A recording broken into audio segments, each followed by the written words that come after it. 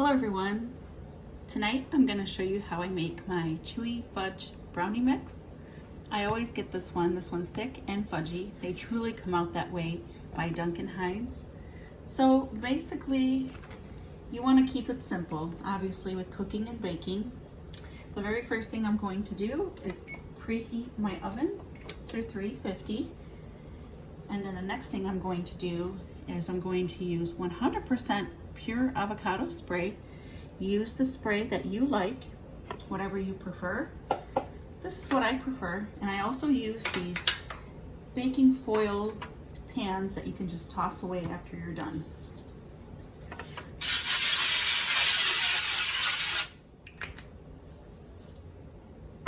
By the way, I love this brand because Chosen Foods only uses avocado oil. That's all that they have in this one. It's great, and I love the fact that it's nearly 14 ounces, so this lasts a long time. So we'll place that on the side. I got my mixing bowl here. Everybody likes their brownies different. Some people like them thin, some people like them thick. I like the thick, chewy brownies, personally, because this is something that I got used to as I was a kid eating brownies. So pick what you like, but most importantly, make sure you get that preheated and make sure you use the right oil for your pan. Now, just to let you know, as I'm pouring this into the bowl here, it smells literally like pure fresh chocolate. It's so good. This is why I love this one in particular. Okay, so we got that. The next thing I'm going to do is crack 2 eggs. And it says on the box 2 large eggs.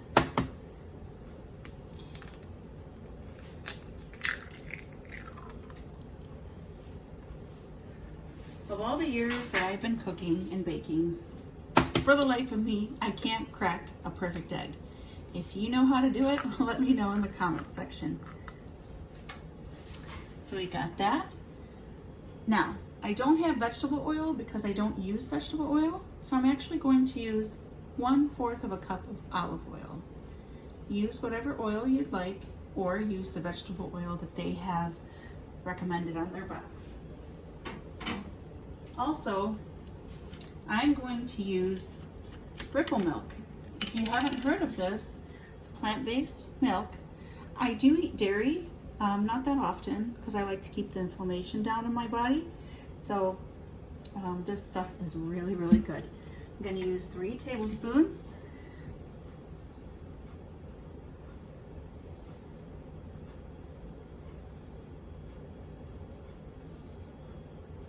There we go. Now, we use our spatula, obviously, to mix whatever that we're baking. However, I always like to start with my spoon. Don't use a plastic spoon, that's not gonna work, it will break. So this is just, I'm old-fashioned. I like to mix things the old-fashioned way, as I don't have a mixer as well, but you know, you have to work with what you have. So I start with the spoon, like I said. Do you guys use mixers, or do you use a spoon, or do you use a spatula? If you use a mixer, do you have a recommendation for a good mixer? Let me know in the comments section. So once I do that, it still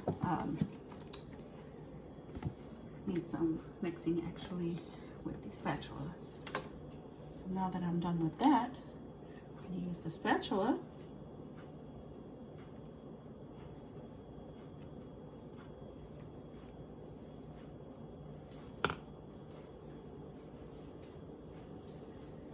Okay, here we go.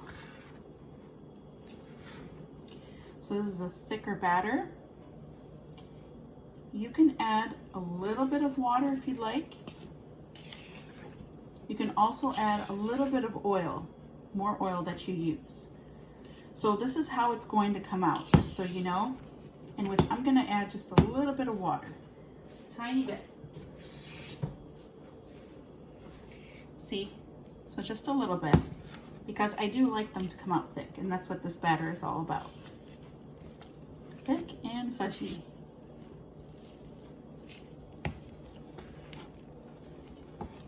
So yes, I'll eventually get a mixer.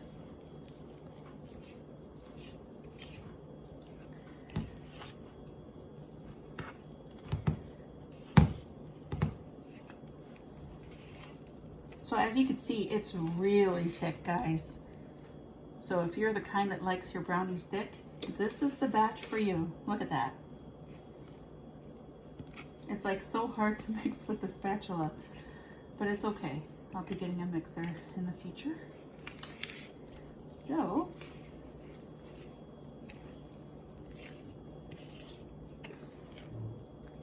this does not have chocolate chips in it, by the way. It's just a pure fudge chocolate.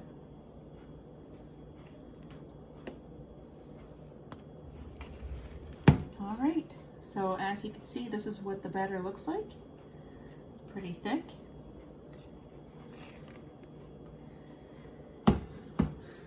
Get my pan, and here we go. It's kind of hard to hold the bowl, that's how thick it is. You gotta find the right angle that works for you.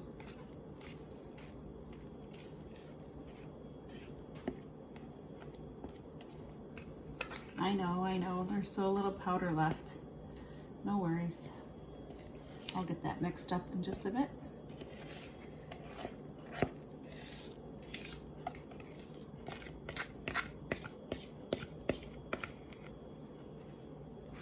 Oh, this is gonna turn out so good.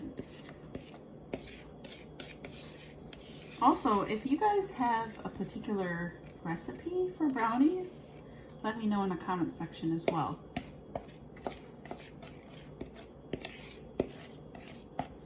Okay, this is super duper thick, so I'm pretty much gonna stop right here.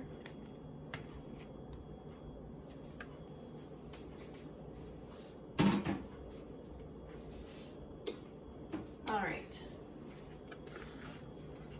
now we're gonna spread that around.